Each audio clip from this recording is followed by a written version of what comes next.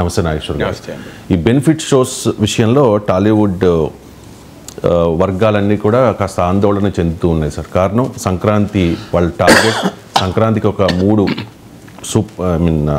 Star హీరోల సినిమాలు వస్తూ ఉన్నాయి. ఒకటి వెంకటేష్ సంక్రాంతికి వస్తున్నాం, 2 డాకు మహారాజ్ బాలకృష్ణది, అలాగే గేమ్ చేంజర్ రామ్ చరణ్ది భారీ ఎక్స్పెక్టేషన్స్తో వస్తుంది. సో ఈ తొక్కిసలాట ఘటన జరిగిన తర్వాత ప్రభుత్వం చాలా కీలకమైన నిర్ణయం తీసుకుంది, బెనిఫిట్ షోస్ ఉండవు అని చెప్పి. ఈ బెనిఫిట్ షోస్ ఉండాలా వద్దా అనే దాని మీద టాలీవుడ్లోనే భిన్నాభిప్రాయాలు ఉన్నాయి సార్. బెనిఫిట్ షోస్ ఉండాలి అని కొంతమంది అంటూ ఉంటే, బెనిఫిట్ షోస్ కోసం ముఖ్యమంత్రి దగ్గరికి వెళ్ళి దేహి అని అడుక్కోవడం అవసరమా అని సినీ పెద్దల్ని ప్రశ్నిస్తూ ఉన్నారు తమ్మారెడ్డి భరద్వాజ. ఒకసారి బయట ప్లే చేయండి. అదే నేను 15-20 ఏళ్ళ నుంచి చెప్తున్నా, బెనిఫిట్ షో అనేది వెయ్యకూడదు, అదేంటి ప్రీమియర్ షో వెయ్యొచ్చు. ప్రీమియర్ షో మేము వేసేవాళ్ళం. మేము మొగుడుగా లాంటి సినిమాకి 20-25 ప్రీమియర్ షోలు వేసాం. ఇక అక్కడ మన జనానికి మెడ్రాస్లో ఉన్న వాళ్ళందరికీ చూపించేసాం. ప్రీమియర్ షో అంటే ఆల్మోస్ట్ ఫ్రీగా చేసేవారు. ఇప్పుడు ప్రీమియర్ షో అంటే దాన్ని డబ్బులు చేసుకున్నారు, దాన్ని క్యాష్ చేసుకున్నారు. అది మొన్న అంతకుముందు వీడియోలో నేను పెట్టాను. మనకి సినిమాకి తేడా వచ్చేది 100 కోట్లు. హిట్ సినిమా, ఫ్లాప్ సినిమాకి అయితే ఫ్లాప్ అయితే ఏ రూపాయి తేడా రాదు. టికెట్ రేట్ పెంచినా తేడా రాదు, టికెట్ రేట్ తగ్గించినా తేడా రాదు. సో ఈ పెంచిన 100 కోట్లు వచ్చిందంటే 1000 కోట్లు చేస్తాం సినిమా. 1000 కోట్లు చేసిన సినిమాకి 100 కోట్లు తగ్గితే పంపే మనకు. ఎందుకంటే 500 కోట్లు మీకు సినిమా తీయలేం మనం, ఎంత ఖర్చు పెట్టినా కానీ. అంటే 1000 కోట్లు చేస్తే 500 కోట్లు ఆల్మోస్ట్ ప్రాఫిట్ ఉంటారు. 100 కోట్లు తగ్గిన 400 కోట్లతో సాటిస్ఫై అవ్వమా, లేదు ఈ 100 కోట్లు కూడా ఆంధ్ర తెలంగాణ ప్రజల మీద వేయాలా అనేది ఆలోచించుకోవాల్సింది పబ్లిక్ ఆలోచించాలి, ప్రొడ్యూసర్లు ఆలోచించాలి, ఆర్టిస్టులు ఆలోచించాలి, డైరెక్టర్లు ఆలోచించాలి. దీనికోసం మనం ముఖ్యమంత్రి దగ్గరికి వెళ్ళి దేహీని అడుక్కోవడం తప్పు అనేది నేను గతంలోనే చెప్పాను, ఇప్పుడు చెప్తాను, ఎప్పుడు చెప్తాను. అనేది నేను సినీ పరిశ్రమ వర్గాలు ముఖ్యమంత్రిని కలవడం తప్పేమీ కాదు, బట్ టైమింగ్ కరెక్ట్ కాదు అని చాలామంది అభిప్రాయపడ్డారు. మీరు కూడా అభిప్రాయపడ్డారు కదా sir. So Tammareddy Bharadwaja comments మీద మీ కామెంట్. అటు దేహి అని ముఖ్యమంత్రి దగ్గరికి వెళ్ళి ఏదైనా ముఖ్యమంత్రి దగ్గరికి అడగడమే కదా, అది మనం ఏ రకంగా చూస్తున్నాం అన్న దానిపై ఆధారపడి ఉంటుంది. ఎవరైనా ముఖ్యమంత్రికి రిప్రజెంటేషన్ ఇచ్చి అడగాలి కదా, ప్రభుత్వం నుంచి అడగాలి అంటే ముఖ్యమంత్రి దగ్గరికి అడగాలి. అయితే ఈ భావన కలగటానికి తమ్మారెడ్డి గారు లాంటి వాళ్ళు ఈ భావన వ్యక్తం చేయడానికి కూడా కారణం కాంటెక్స్టే. నేను మొదటి నుంచి చెప్తున్నాను, ఇది రాంగ్ కాంటెక్స్ట్లో వెళ్ళారు అని. ఒక రకంగా రేవంత్ పైచేయి కూడా సాధించాడు, ముఖ్యమంత్రి పైచేయి సాధించాడు కూడా. ఎందుకంటే ఈ తాను తగ్గేదే లేదని మీరు రియల్ హీరోలకు కాదు రియల్ హీరోలు ముఖ్యమని నిరూపించాడు. పోలీస్ టవర్స్ పిలిపించుకొని మాట్లాడాడు. బెనిఫిట్ షోల దగ్గర ఈల్డ్ కాలేదు, ఇన్వెస్టిగేషన్ దగ్గర సంబంధమే లేదు, అది నడుస్తుంది అన్నాడు. ఆ మీటింగ్లో డీజీపీ కూడా హాజరయ్యాడు. మీరు గమనిస్తే నేను మీడియాలో చదివింది డైరెక్టర్ జనరల్ ఆఫ్ పోలీస్ కూడా హాజరైనట్టున్నారు సినిమా వాళ్ళతో జరిగిన మీటింగ్లో. సో అలాగే మీకు ఈ టికెట్ల ధరలు పెంచే ప్రసక్తే లేదు అన్నారు. పైగా ఇంకోటి వడ్డించి పంపించాడు, ఏది సెస్సులు ఉంటాయి యంగ్ ఇండియా గురుకులాలు అంటే ఎక్కడ తగ్గేదే లేదు అని ముఖ్యమంత్రి నిరూపిస్తే తగ్గింది సినిమా ఇండస్ట్రీ. వాళ్ళు వెళ్ళి దశాలు వాళ్ళకి కప్పి ఇక వెళ్ళాక చాలా వాళ్ళకి కప్పక తప్పదు, బొకేలు ఇవ్వక తప్పదు, అన్ని చేయాల్సింది తప్పదు. అందువల్ల డెఫినెట్గా భావన కలగటానికి కారణం ఇది. ఎందుకు అంటే ఒకటి అల్లు అర్జున్ కేసు కొరకు అందరు ఎందుకు వెళ్తారు? ఒకవేళ అల్లు అర్జున్ కేసు గురించి మాట్లాడుకోవాలి అంటే ఇలా పబ్లిక్ గ్లేయర్లో వీళ్ళు ముఖ్యమంత్రితో ఎవరు మాట్లాడుకోరు. అందువల్ల డెఫినెట్గా ఫిలిం ఇండస్ట్రీ రాటిల్ అయింది ఈ బెనిఫిట్ షోలు అలాగే టికెట్ల ధరలు. ఎందుకంటే అది క్లియర్గా ఎకనామిక్ ఇంట్రెస్ట్ కదా. సో మిగతా అన్నీ ఏదైనా ఇది ఆర్థిక ప్రయోజనాలకు సంబంధించింది. సో అందువల్ల వాళ్ళు వాటి దగ్గర రాజకీయకు వెళ్ళారు కానీ అదేమీ కుదరలేదు. ఈ సీజన్కి అయితే కుదరదు. ఇక ఏమైనా నెక్స్ట్ ఇయర్ వరకు మళ్ళీ ఏమైనా ప్రభుత్వ విధానం మారితే ఇదంతా సమస్య పోతే చెప్పలేం, కానీ ఈ సంక్రాంతికి అయితే బహుశా సాధ్యం కాదు. సో కానీ ఇక్కడ మౌలికమైన ప్రశ్న ఏంటంటే అసలు బెనిఫిట్ షోలు అవసరమా? 100 కోట్ల 1000 కోట్ల తమ్మారెడ్డి భరద్వాజ గారు ఒక లెక్క చెప్పారు. అంటే 500 కోట్లు సినిమా తీసి 1000 కోట్లు వస్తే అందులో 100 కోట్లు ఆ లెక్క ప్రతి సినిమాకు ఉండాలని ఏం లేదు. 500 కోట్లు ఖర్చు పెట్టిన సినిమాకి 500 కోట్లు రావచ్చు, బెనిఫిట్ షో వల్ల ఎక్స్ట్రా 100 కోట్ల లాభమే రావచ్చు కదా, చెప్పలేము కూడా. కానీ ఫండమెంటల్గా ఏంటంటే బెనిఫిట్ షో ఎవరి కొరకు? ఇప్పుడు ఒకప్పుడు బెనిఫిట్ షోలు అంటే ప్రీమియర్ షోలు బెనిఫిట్ షోల మీనింగ్ ఏంటి? ఇప్పుడు తమ్మారెడ్డి గారే చెప్పారు ప్రీమియర్ షో అంటే ఏంటి అంటే ఒక ఆడియన్స్, ప్రత్యేకమైన ఆడియన్స్కు ముందుగా సినిమాను చూపేవారు, అది ప్రీమియర్ షో అంటారు. ఇప్పుడు ఉదాహరణకు మీరు పోలీసుల పైన ఒక సినిమా తీశారనుకోండి, పోలీసుల కొరకు ఒక ప్రీమియర్ షో వేయడం, లేదు కొంతమంది ప్రముఖుల కొరకు ప్రీమియర్ షో వేయడం, వేసి వాళ్ళు అంటే ఒపీనియన్ మేకర్స్ ఉంటారు, ఇన్ఫ్లుయెన్సర్స్ ఉంటారు, సో ఇలా, లేదా సినిమా రివ్యూ చేసే వారి కొరకు ప్రీమియర్ షో వేయడం, పార్లమెంట్ మెంబర్లకు, అసెంబ్లీ ఎమ్మెల్యేలకు, ఎంపీలకు ప్రీమియర్ షో. ఇప్పుడు భరత్ అనే నేను అనే సినిమా వచ్చింది అనుకోండి, ఎంపీలకు ఎమ్మెల్యేలకు ప్రీమియర్ షో వేస్తే చూడండి రాజకీయం గురించి, ప్రభుత్వం గురించి ఉంది కదా అని. సో ఇలా premiere show for a specific audience అది ఫ్రీగా వేసేవారు. ఇక రెండవది బెనిఫిట్ షోస్.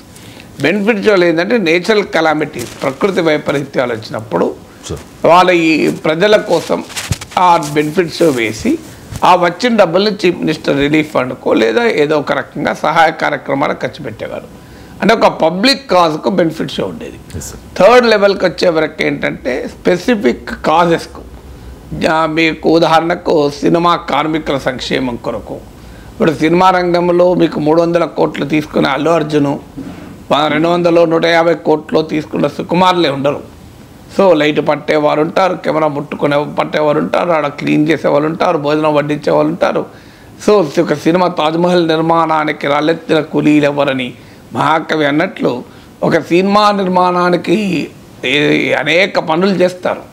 వాళ్ళ కార్మికుల స్థితిగతులు ఏంటి, వాళ్ళు ఎలా ఉన్నారు, వాళ్ళ జూనియర్ ఆర్టిస్టుల జీవితాలు ఏంటి, ఒక గుర్తింపు రాని కళాకారుల పరిస్థితులు ఏంటి, వీటిపైన సినిమా ఇండస్ట్రీ ఎప్పుడు పట్టించుకున్నది, ఎన్నడూ పట్టించుకున్నది, కాస్టింగ్ కౌచ్ బాధితుల పక్షాన ఏంటి. సో వీరి సంక్షేమం కొరకు బెనిఫిట్ షో వేసి ఆ డబ్బుల్ని సినీ కార్మికుల, అందులో కూడా సినిమా శ్రామికుల, సో శ్రమైక జీవన సౌందర్యానికి సమానమైనది లేనే లేదని మాటది. అందువల్ల శ్రమకు విలువ ఇచ్చి మా సినిమా ఇంత అద్భుతంగా సక్సెస్ కావటానికి, మేము 100 కోట్లు సంపాదించడానికి ఆ పేద కార్మికుల కష్టాలు ఇందులో భాగము అని గుర్తించగలిగితే వారి బెనిఫిట్ కొరకు షో వేయచ్చు, తప్పలేదు. సో ఇలా ఏదో ఒక కాజ్, ఒక పర్టిక్యులర్ కాజ్ కొరకు మీరు బెనిఫిట్ షోలు వేస్తే అర్థం ఉంది. కానీ ఇది బెనిఫిట్ ఎవరి కొరకు అనేది నా ప్రశ్న. ఎవరి కొరకు అంటే 100 కోట్లు మేము పెట్టుబడి పెట్టాం, ఆ 100 కోట్ల పెట్టుబడికి కారణం 100 కోట్లు హీరోలు తీసుకుంటున్నారు అంటే ఇప్పుడు మీరు బెనిఫిట్ ఎవరి కొరకు వేయాలి? 100 కోట్లు పెట్టుబడి పెట్టి వ్యాపారం చేసే ప్రొడ్యూసర్ కొరకు వేయాలా? 100 కోట్లు పారితోషికం తీసుకుని హీరో కొరకు బెనిఫిట్ షో ఉండాలా? ఎవరి బెనిఫిట్ కొరకు షో ఉండాలి అనేది క్లారిటీ రావాలి. ఎవరి బెనిఫిట్ కొరకు షో ఉండాలి అని, లేదా ఎవరి బెనిఫిట్ కొరకు టికెట్ల ధరలు పెంచాలి అంటే మీకు అభిమానులు వెర్రెత్తి ఉన్నారు కనుక ఆ వెర్రెత్తిన అభిమానుల నుంచే మేము లాగుతాం అనుకోవడం కరెక్టా అని. ఇప్పుడు మీ అభిమానులనే మీరు అన్యాయంగా ట్యాక్స్ చేయడం కరెక్టా? పాపం వాళ్ళు ఎంతో ప్రేమతో మిమ్మల్ని ఆరాధిస్తూ మొదటి రోజే సినిమా చూడాలి అని ఆనందంతో వస్తున్న వారిని మీ పైన మేము ఎక్కువ భారం మోస్తామంటే ఎతికలా? సో వారికి ఈ ప్రశ్నలన్నీ మీకు బెనిఫిట్ షోలు టికెట్ల ధరల పైన వస్తాయి. పోనీయండి, లేదంటే మార్కెట్ని రెగ్యులేట్ చేసుకోండి. నేను చాలాసార్లు చెప్పాను, టికెట్ ధరలు మరి ప్రభుత్వం రెగ్యులేట్ చేయడం కరెక్ట్ అవుతుందా? అదేమన్నా నిత్యావసర వస్తువా? పాల ధరలు రెగ్యులేట్ చేసినట్లు టికెట్ ధరలు రెగ్యులేట్ చేయొచ్చా? ఇప్పుడు మీకు హోటల్లో బ్రేక్ఫాస్ట్ ధరల్ని ఎవరు రెగ్యులేట్ చేస్తున్నారు? మీకు రోడ్డు పక్కన బండి ఇడ్లీ 10 రూపాయలు ప్లేట్ ఇడ్లీ ఉండొచ్చు, మీరు హోటల్ మ్యారియట్కి పోతే 500 రూపాయలు ప్లేట్ ఇడ్లీ ఉండొచ్చు. Who is regulating the tiffin charges? ఎవరు రెగ్యులేట్ చేయడం లేదు కదా, ప్రజలే రెగ్యులేట్, మార్కెట్ రెగ్యులేట్ చేసుకుంటుంది. కూరగాయల ధరలు ఎవరు రెగ్యులేట్ చేస్తున్నారు? ఏమన్నా రైతు బజార్లో కూడా కరెక్ట్గా రెగ్యులేట్ కావే. సబ్బుల ధరలు ఎవరు రెగ్యులేట్ చేస్తున్నారు? ప్రభుత్వం డిసైడ్ చేస్తుందా? ఇంకో ఈ సబ్బుకి ఈ ధర ఉండాలి, ఈ సబ్బుకి ఈ ధర ఉండాలి. ఈ వాటర్ బాటిల్ ధరలు ఎవరు రెగ్యులేట్ చేస్తున్నారు? సో ఏ ధరలు ఎవరు రెగ్యులేట్ చేస్తున్నారు? ఒక్క సినిమా టికెట్ల ధరల్ని ఎందుకు రెగ్యులేట్ చేయాలి? డిమాండ్ అండ్ సప్లై బట్టి మార్కెట్ డిసైడ్ చేసుకుంటుంది అనైనా సినిమా ఇండస్ట్రీ అడగాలి. అది అడగడం లేదు. మరి ఎందుకు అడగలేదు నాకు తెలియదు. లేదు, మీరు ప్రభుత్వమే నిర్ణయించే విధానమే ఉంటే ఎవరి బెనిఫిట్ కొరకు ఈ టికెట్ ధరలు పెంచాలనే ప్రశ్న అనివార్యంగా ఉత్పన్నమైంది. మరి దాంతోపాటు సినిమా ప్రజలకు దూరం చేయడం ప్రయోజనాలు ఇస్తుందా అని నేను చాలాసార్లు ప్రతిపాదన కూడా చేశాను. మీరు మొదటి వారం టికెట్ భారీగా పెంచుకునే అవకాశం ఇస్తే బెనిఫిట్ షో పేరిట 3 నెలల తర్వాత సగం ధరకైనా టికెట్ సినిమా చూపెట్టండి. దానికి రెడీగా ఉంటున్నారు. ఇవాళ చూశాను నేను సినిమా థియేటర్లు ఎగ్జిబిటర్లు వాళ్ళు కూడా అభ్యంతరం చెప్తున్నారు. ఏమవుతుంది అంటే మీరు ఈ అడ్డగులుగా ధర పెంచుకొని ఇచ్చే వరకు సినిమా ఒక వారము 2 వారాలు నడుస్తుంది, తర్వాత నడవలేదు. అంటే సినిమా ఒకప్పట్లాగా 100 రోజులు శత జయంతులు జరుపుకుంటే థియేటర్ ఓనర్లకు ఎగ్జిబిటర్లకు లాభం. కేవలం వారము సినిమా నడుస్తుంది, ప్రొడ్యూసర్ మాత్రం ఆ డబ్బులు వస్తాయి, కానీ ఎగ్జిబిటర్లకు డబ్బులు రావు, పాపం థియేటర్లకు డబ్బులు రావు. సో అందువల్ల ఇది ఈక్విటీ ఉందా ఇందులో? ఇప్పుడు ఈ అంటే మొదటి వారంలోనే అడ్డగోలుగా టికెట్లు పెంచడం వల్ల సినిమా ఇండస్ట్రీలో ఏ సెక్షన్ లాభపడుతోంది? డిస్ట్రిబ్యూటర్ లాభపడుతున్నారా, ఎగ్జిబిటర్ లాభపడుతున్నారా, ప్రొడ్యూసర్ లాభపడుతున్నారా, కళాకారులు లాభపడుతున్నారా, చూసే ప్రేక్షకులు లాభపడుతున్నారా, ప్రభుత్వం లాభపడుతుందా? మరి ఈ క్లారిటీ రావాలి కదా. అందువల్ల ఫర్ హూజ్ బెనిఫిట్ అనే డిబేట్ అయితే నడవాలి. ఇది ఆ ప్రభుత్వ ఇష్టాలకు అనుగుణంగా వాళ్ళ ప్రభుత్వానికి కావాలనుకున్నప్పుడు టికెట్ ధరలు పెంచడం, వద్దనుకున్నప్పుడు తగ్గించడం కాదు. It cannot be a discretion, matter of discretion. There should be a policy for that. So ఆ పాలసీకి ఒక హేతుబద్ధత ఉండాలి. ప్రభుత్వం ఏ నిర్ణయాన్ని ఆర్బిటరీగా తీసుకున్నా అది అన్కాన్స్టిట్యూషనల్. కోర్టుల జడ్జిమెంట్లు ఉన్నాయి, ఆర్బిటరీ డిసిషన్స్ ఆర్ అన్కాన్స్టిట్యూషనల్. అందువల్ల బహుశా కోర్టుకు పోతే ఏమవుతుందో తెలియదు. So how can it be arbitrary? ఏ ప్రాతిపదిక మీరు ధరలు పెంచుకొని ఇస్తున్నారు? ఏ సినిమాకు ధరలు పెంచుకొని ఇస్తున్నారు? అంటే సినిమాకు పెట్టిన పెట్టుబడి ఆధారంగా మీరు ధర నిర్ణయిస్తున్నారా? పెట్టుబడి ఆధారంగా ధర నిర్ణయిస్తే పెట్టుబడి మీరు ఆ పెట్టుబడి అవసరమా అనవసరమా అనేది కూడా ఉండాలి కదా. సో ఇలాంటి అసలు ఆ సినిమా యొక్క సందేశాత్మక సినిమా అయితే మీరు టికెట్ ధరలు పెంచుకొని ఇస్తున్నారా? దేనికి ఆధారంగా మీరు టికెట్ ధరలు పెంచుకొని ఇస్తున్నారు అనే దానికి ఒక ప్రాతిపదిక ఉండాలి కదా. ఏ ప్రాతిపదిక ఉంది? ఇప్పుడు సినిమా పెద్దలు వెళ్ళి ముఖ్యమంత్రిని కలుస్తారు, ప్రభుత్వానికి విజ్ఞప్తి చేస్తారు, ప్రభుత్వం ఇస్తుంది. అసలు there should be some basis for it కదా. సో సినిమా టికెట్ల ధరలు పెంచుకోవటానికి విధానపరమైన అంశాలు ఏంటి? ఇంకో 1, 2, 3, 4, 5 ఇవి కండిషన్స్ ఫుల్ఫిల్ అయితే టికెట్ ధరలు పెంచుకొని ఇస్తాను, లేదంటే పెంచుకోనివ్వు. So there should be method in the madness అంటే నేను మీరు వదిలేస్తే మొత్తం మార్కెట్కి వదిలేయండి. మార్కెట్లో డిమాండ్ అండ్ సప్లై డిసైడ్ చేస్తుంది, కొనేవాడు అమ్మేవాడు డిసైడ్ చేసుకుంటాడు. కాదంటే మీరే ప్రభుత్వాలు నిర్ణయిస్తే దానికో విధానం ఉండాలి. మీ ఇష్టం వచ్చినట్టుగా వాళ్ళు వచ్చారు, 300 టికెట్ మేము 1200 చూస్తే 1200 1100 పెట్టుకోండి, ఏంటది? లేదు 900 పెట్టుకోండి, 1500 పెట్టుకోండి. అసలు ఈ 300ని 1200 ఎందుకు ఇవ్వాలి, 1500 ఎందుకు ఇవ్వాలి, 900 ఎందుకు ఇవ్వాలి? There should be some reasoning కదా. సో ప్రభుత్వ నిర్ణయాలకు హేతుబద్ధత ఉండకూడదా? హేతుబద్ధత లేని ఏ ప్రభుత్వ నిర్ణయమైనా రాజ్యాంగ విరుద్ధమైన సుప్రీంకోర్టు తీర్పులు ఉన్నాయి. Any decision which is arbitrary in character ఇది అన్కాన్స్టిట్యూషనల్. ఆర్బిటరీనెస్ అనేది ఒక ప్రాతిపదిక చట్టాన్ని కోర్టులు కొట్టివేయడానికి. అందువల్ల దీనిపైన విధానపరమైన నిర్ణయాలు ఏంటి? It should not be arbitrary, it should be rational. ఒక పాలసీకి ఏదైనా రేషనాలిటీ ఉండాలి. పాలసీకి ఒక బ్రాడర్ సోషల్ పర్పస్ ఉండాలి, ఒక విస్తృత సామాజిక ప్రయోజనం ఉండాలి. ఈ పాలసీకి ధరలు పెంచుకోవడము, బెనిఫిట్ షోలు వేయడం అనే విధాన నిర్ణయానికి హేతుబద్ధత ఏంటి? ఒక లార్జర్ సోషల్ పర్పస్, ఒక సామాజిక ప్రయోజనం ఏంటి? ఏది వాట్ ఈస్ దట్? ఇదే ప్రాతిపదిక లేకుండా అడిగేవాడు అడుగుతాడు, ఇచ్చేవాడు ఇస్తాడు అంటే మరి తమ్మారెడ్డి లాంటి వాళ్ళు దేహి అని అంటున్నారంటే మరి ఇచ్చేవాడు ఇస్తున్నాడు, అడిగేవాడు అడుగుతున్నాడంటే మరి దేహి అవుతుంది అనే భావన కలుగుతుందా లేదా? ఒక రైట్ కొరకు వెళ్ళి అడగడం వేరు, ఒక ఫేవర్ అడగడం వేరు కదా. సినిమా ఇండస్ట్రీ వెళ్ళి ఫేవర్ అడుగుతుంది, రైట్ ఎక్కడ అడుగుతుంది? రైట్ ఏంటి? రైట్ నిజంగా ఫిల్మ్ ఇండస్ట్రీ అడగాల్సింది హ్యావ్ ఏ పాలసీ. వీటికి ఒక విధానం నిర్ణయించండి, ఆ విధానానికి ఒక హేతుబద్ధత ఉండాలి. జస్ట్ ఆఫ్ రీజనబుల్నెస్కి లోబడి ఉండాలి, రీజనబుల్నెస్ ఉండాలి కదా హేతుబద్ధత. సో అది అడగడం లేదు కదా ఫిల్మ్ ఇండస్ట్రీ. ఇంకా మాకు టికెట్లు పెంచుకునే అవకాశం ఇవ్వండి, మాకు బెనిఫిట్లు ఉంటాయి, ఇది మరి అడుక్కోవడం అవుతుంది కదా. ఆ భావన అంత పెద్ద మాట తమ్మారెడ్డి అనగలిగాడని నేను అనలేను, ఎందుకంటే ఆయన సినిమా ఇండస్ట్రీ నుంచి వచ్చిన తను కనుక ఆయనకు ఆ స్వేచ్ఛ ఉంది. నాలాంటి వాళ్ళ దేహి అన్న పదం వాడలేము. కానీ బట్ నేననేది ఏంటంటే ఇది ప్రభుత్వ పెద్దలకు సినిమా పెద్దలకు మధ్య ఒక జెంటిల్మెన్ అగ్రిమెంట్గా ఎట్లుంటుంది? It should be legally binding rational policy కదా. అది లేకుండా ఇప్పుడు అంతా జెంటిల్మెన్ అగ్రిమెంట్గా మారిపోయింది. అందువల్ల ముఖ్యమంత్రి ప్రభుత్వానికి సినిమా పరిశ్రమకు మధ్య ఉన్న సంబంధ బాంధవ్యాలపైన ఆధారపడి నిర్ణయం ఉంటే అది సమాజానికి మంచిది అవుతుందా? ఇక కూటమి ప్రభుత్వం అధికారంలోకి వచ్చి 6 నెలలు దాటేసింది సార్. ఇప్పటికీ కూడా ముఖ్యమంత్రితో సహా ఉప ముఖ్యమంత్రితో సహా తెలుగుదేశం పార్టీకి ఫేవర్గా ఉంటుందని ఆరోపణలు ఉన్న మీడియాతో సహా వైసీపీ వాసన పోలేదు అధికారులకు అని చెప్పి కమెంట్స్ చేస్తూ ఉన్నారు సార్. ఈనాడులో వచ్చిన ఒక వార్త ఇది. లెక్క సరిపోయిందా, ఫైలు కదిలినట్లే అంటూ ఒక ఫ్రంట్ పేజీలో వచ్చిన వార్త సార్ ఇది. సాయంత్రం సార్ ఇంటి వద్దకు రండి, చూపించండి, మాట్లాడుకుందాం. వ్యవసాయ మంత్రి పేషీలో కీలక అధికారి వసూళ్లు, బదిలీలు, పదోన్నతులకు మామూళ్లు, పేషీ నిండా వైసీపీ మంత్రుల వద్ద పనిచేసిన సిబ్బందే. జగన్ ముఖ్యమంత్రిగా ఉన్న కాలంలో ఫస్ట్ టర్మ్ కురసాల కన్నబాబు చేశారు సార్ వ్యవసాయ మంత్రిగా. ఆ తర్వాత కాకాని గోవర్ధన్ రెడ్డి చేశారు. ఇప్పుడేమో అచ్చెన్నాయుడు చేస్తూ ఉన్నారు. కానీ అప్పటి పేషీలో ఉన్న వాళ్ళే ఇప్పుడు పనిచేస్తూ ఉన్నారు అని చెప్పి ఈనాడులో వచ్చిన వార్త. సో అంటే వాళ్ళు ఎవరికొరు పనిచేస్తున్నారు, అచ్చెన్నాయుడుకు పనిచేస్తున్నారు కదా వార్త. సార్తో అంటే ఫండమెంటల్ పాయింట్ అంటే అధికారులు స్వభావం మారకపోవడం. అధికారులు వైసీపీ అధికారులు, తెలుగుదేశం అధికారులు ఉండరు. అధికారులు అవినీతి అధికారులు ఉంటారు. అంటే అప్పుడు వైసీపీ మంత్రులు అవినీతి అధికారులను పెట్టుకుంటే టీడీపీ మంత్రులు వాళ్ళనే పెట్టుకుంటున్నారని అర్థం ఏంటి? వాళ్ళు చాలా అనుభవజ్ఞులు. వాళ్ళకి ఆ రోజు వాళ్ళకి చేసి పెట్టింది మాకు ఇప్పుడు మాకు చేసి పెడతారనే కదా. ప్రభుత్వం మారినా, మంత్రులు మారినా, అసలు అధికారులు రాజకీయ సంస్కృతి ఎక్కడ మారింది?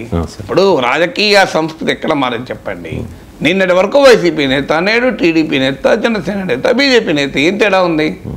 ఇప్పుడు నాయకులు వాళ్ళే ఉంటున్నారు కదా, ఇటు కూడా మారుతున్నారు తప్ప మార్చడంలో మా పార్టీలు నిన్నటి దాకా బాలినేని శ్రీనివాసరెడ్డిని టీడీపీ వారు, జనసేన వారు అవినీతి పరుడు అసలు ఎన్ని అనాలని అన్నారు కదా. ఇవాళ ఆయన కూటమి నాయకుడే కదా. ఇప్పుడు ఒక్క బాలినేనే కాదు, మీకు ఆయన జగన్ బంధువు. అసలు జగన్మోహన్ రెడ్డి తర్వాత వైవి సుబ్బారెడ్డి తర్వాత బాలినేనే కదా టార్గెట్ చేసింది. మరి ఇప్పుడు వాళ్ళ నాని నిన్న దాకా తిట్టారు కదా. ఇవాళ మళ్ళీ కూటమి నేత అనే దశకొస్తే మీకు ఎక్కడ తేడా ఉంది? నాయకులలో తేడా లేదు కదా. పొలిటికల్ కల్చర్లోనే తేడా లేకపోతే మీరు ఈ సిబ్బంది సమస్య కాదు, అది it's a problem of political culture. So ఎవరి అధికారంలో ఉన్న ఒకటే పొలిటికల్ కల్చర్ ఉంటుంది. అందుకే ప్రజలు ఏం చేస్తున్నారు, వీళ్ళకోసారి వాళ్ళకోసారి పవర్ ఇస్తున్నారు ఓపిక లెక్క. సో అందువల్ల ప్రజలు తప్పు కూడా అనలేము. సో ఇటైనా అటైనా రాజకీయ సంస్కృతి ఒకటే. సంస్కృతే కాదు, కొంతమంది నాయకులు కూడా ఒకటే. నిన్నటిదాకా ఈ పార్టీ నాయకులు, రేపు ఆ పార్టీ నాయకులు. సో వ్యవస్థలు ఇప్పుడు మరి అధికారులను అంటే ఏం లాభం? సో పదే పదే అధికారులు ఇప్పుడు మంత్రి ఎవడు బలవంత పోనీ ఒక కలెక్టర్ అంటే నువ్వు ఏం చేయలేవు, కలెక్టర్ ఉండాలి. వైసీపీ మంత్రి పేషీలు అయితే నీ ఇష్టం వచ్చిన వాళ్ళని పెట్టుకోవచ్చు కదా. దానికైతే మంత్రి పూర్తి అర్హత ఉంది కదా. ఇప్పుడు కలెక్టర్లు అంటే వాళ్ళే ఐఏఎస్ అధికారులు వాళ్ళే ఉంటారు, ఐపీఎస్ అధికారులు వాళ్ళే ఉంటారు. నువ్వేం చేయలేవు అనుకుందాం. జగన్మోహన్ రెడ్డి చెప్పినట్టు విన్నారు. జగన్మోహన్ రెడ్డి శక్తి సామర్థ్యాలు ఎంత అంటే ఆయన అధికారం పోయినాక కూడా ఆయనే శాసించగలుగుతాడు అధికారులను. చంద్రబాబు నాయుడు, పవన్ కళ్యాణ్ శాసించలేరు, వాళ్ళకి ఆ సామర్థ్యం లేదు. కానీ జగన్మోహన్ రెడ్డి సామర్థ్యం ఉంది అని చెప్తున్నారు. ఇప్పుడు పోనీ అదే నిజం అనుకుందాం. ఐఏఎస్లు ఐపీఎస్ అంటే మారరు, నువ్వు ఏం చేయగలుగుతావు అదే ఐఏఎస్లు నియమించాలి కదా, కొత్త వాళ్ళు అయితే నియమించలేవు. కానీ ఒక మంత్రి పేజీలు అయితే ఎవరన్నా నియమించుకోవచ్చు కదా. That is the full freedom of minister కదా. మరి ఎందుకు సేమ్ వాళ్ళు ఉంటున్నారు అంటే అంతకుముందు మంత్రుల దగ్గర పనిచేసిన వాళ్ళు ఎందుకు ఉంటున్నారు? దీనికి ఆన్సర్ ఉండాలి కదా. సొంత పార్టీ వాళ్ళు సొంత పార్టీకి అనుకూలంగా ఉన్న వాళ్ళ ఉండాలి కదా. అంటే అఫ్కోర్స్ పేషీలో రెండు రకాలు ఉంటారు. ప్రభుత్వ ఉద్యోగులు ఉంటారు, ప్రైవేట్ ఉద్యోగులు ఉంటారు, ప్రైవేట్ పిఎల్ కూడా ఉంటారు. కానీ పిఎల్ను వాస్తవంగా అయితే ప్రభుత్వ అధికారులే ఉండాలి అక్కడ. సో కానీ పొలిటికల్గా ఉన్న వాళ్ళు కూడా పేషీలో అన్అఫీషియల్గా పనులు చేస్తూ ఉంటారు. మీరు కావాలని గమనించండి. చాలామంది పేషీలలో అఫీషియల్ అధికారులు ఉంటారు, పొలిటికల్ వాళ్ళు కూడా అక్కడే పనిచేస్తుంటారు. సో ఇదొక గోల ఉంటుంది. ఇక్కడ సమస్య ఏంటి? అధికారులను మార్చుకునే స్వేచ్ఛ మంత్రికి ఉంది కదా, మరి ఇబ్బంది ఏంటి? అందుకని మీరు ఈ కూటమి ప్రభుత్వ పాలన పైన అవగాహన రావాలంటే మీరు సాక్షి చూడాల్సిన అవసరమే లేదు. సాక్షిని చూసి మీరు ఏమీ అవగాహన అవసరం లేదు. మీరు రోజు ఆంధ్రజ్యోతి, ముఖ్యంగా ఆంధ్రజ్యోతి, ఈ మధ్య ఈనాడు కూడా మీరు పేజ్ 1 వార్తలు చదవండి సరిపోతుంది మీకు. సో అవినీతి అసలు ఎన్ని రాయాలని వస్తున్నాయి కదా వార్తలు. సో భూ కబ్జాల గురించి వార్తలు వస్తున్నాయి, మీకు ఇసుక మాఫియా గురించి వార్తలు వస్తున్నాయి, మద్యం దుకాణాల గురించి వార్తలు వస్తున్నాయి, మంత్రుల ఎమ్మెల్యేల వీర విహారాల గురించి వార్తలు వస్తున్నాయి కంటిన్యూస్గా. ఒక్కరోజు కాదు.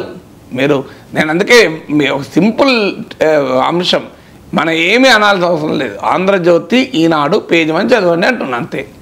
ఈ ప్రభుత్వం పరివిధానం పైన మనం అన్నామనుకోండి మీద పడతారు ఇక టీడీపీ ట్రోల్స్, వీరాభిమానులు, వీడు అట్లా వాడు ఇట్లా, ఇటు జగన్ మనిషి అని. ఇప్పుడు మరి ఈనాడు, ఆంధ్రజ్యోతి కూడా జగన్ పేటీఎం బ్యాచా? నాకు చెప్పండి. ఇప్పుడు రాధాకృష్ణన్ జగన్ పేటీఎం బ్యాచ్ అనగలరా ఎవరన్నా? అంత ధైర్యం ఉందా? మరి ఆంధ్రజ్యోతిలో వస్తున్నాయి కదా కథనాలు.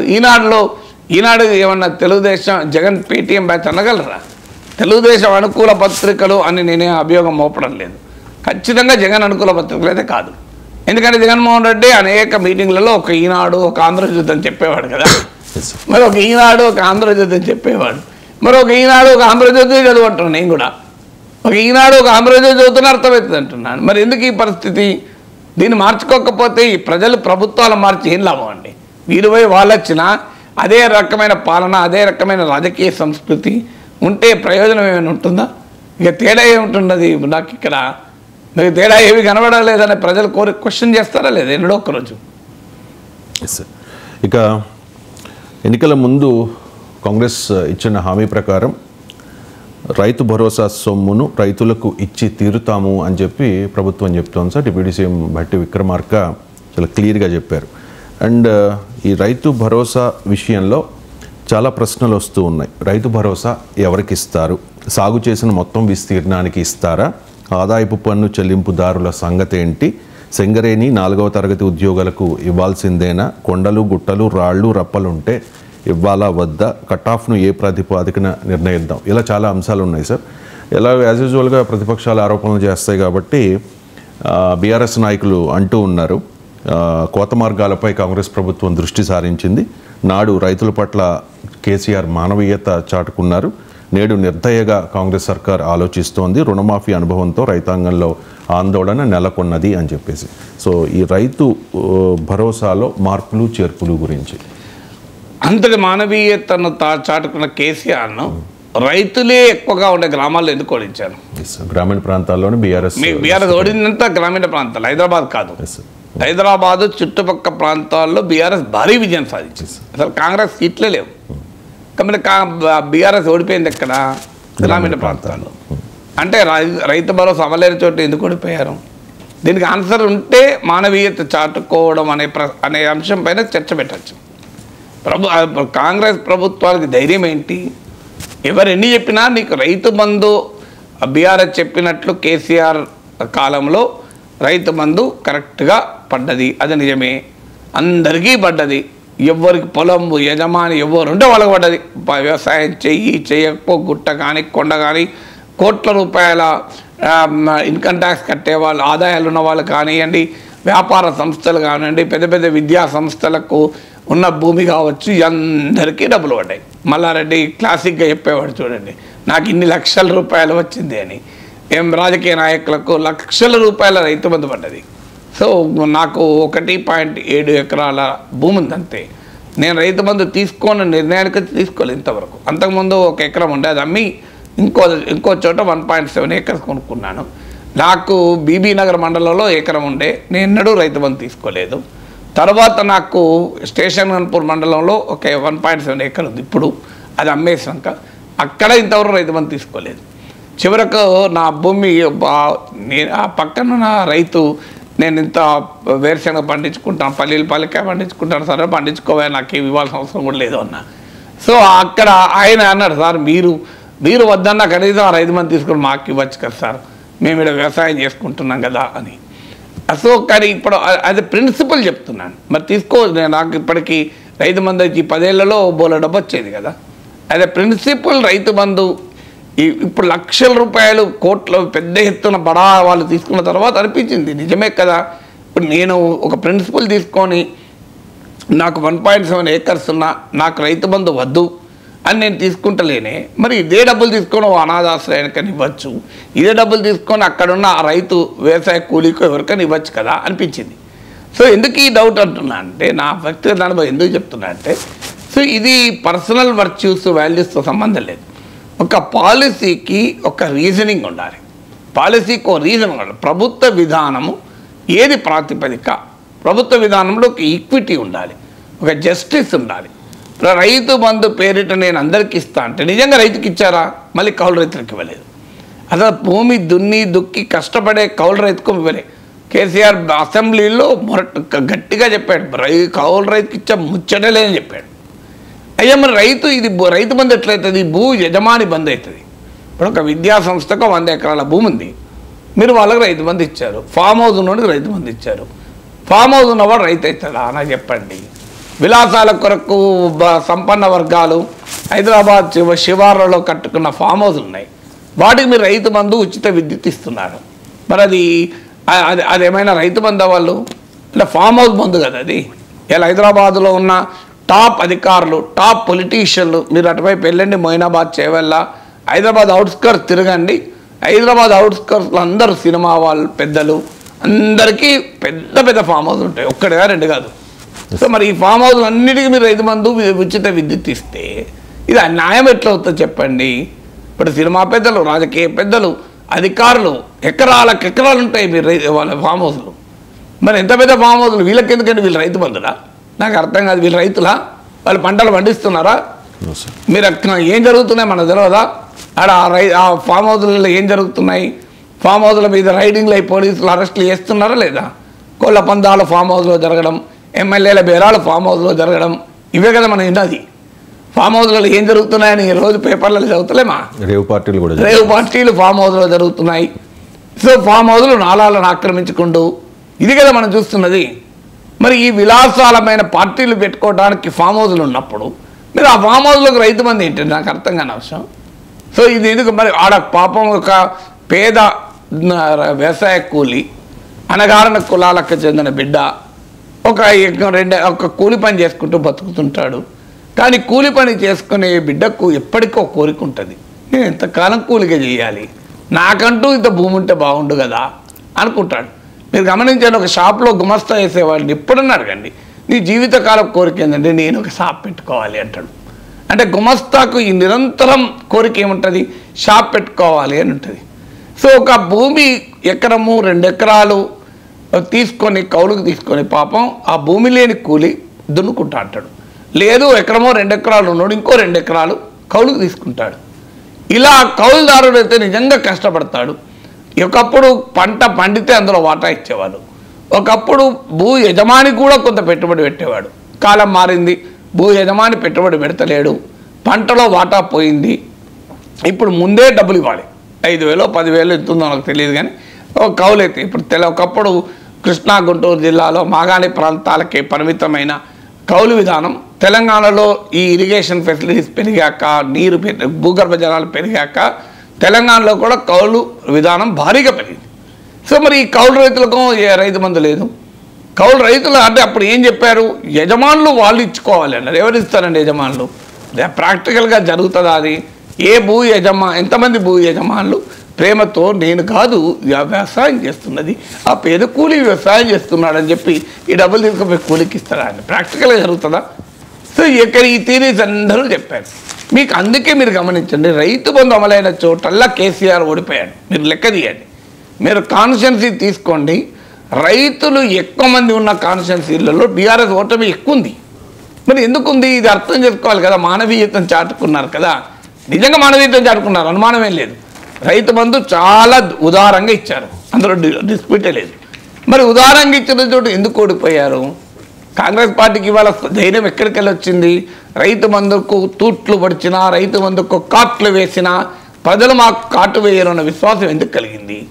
ఏ తూట్లు పడకుండా, ఏ కాట్లు వేయకుండా మానవీయతను చాటుకుంటూ అందరికీ రైతు బంధు ఇస్తే కేసీఆర్ ప్రజలు ఓడించారు కదా. ఎందుకు ఓడించారంటే 2 ఎకరాల రైతు, 5 ఎకరాల రైతు, 3 ఎకరాల రైతు తనకు వస్తున్న రైతు బంధుని చూసి ఆనందపడడం కన్నా తన కళ్ళ ముందట పంట పండించుకోకపోయినా 40 ఎకరాలు 50 ఎకరాలు ఉన్న రైతుకు 50 ఎకరాలకు రైతు బంధు వస్తుంటే భరించలేకపోయాడు.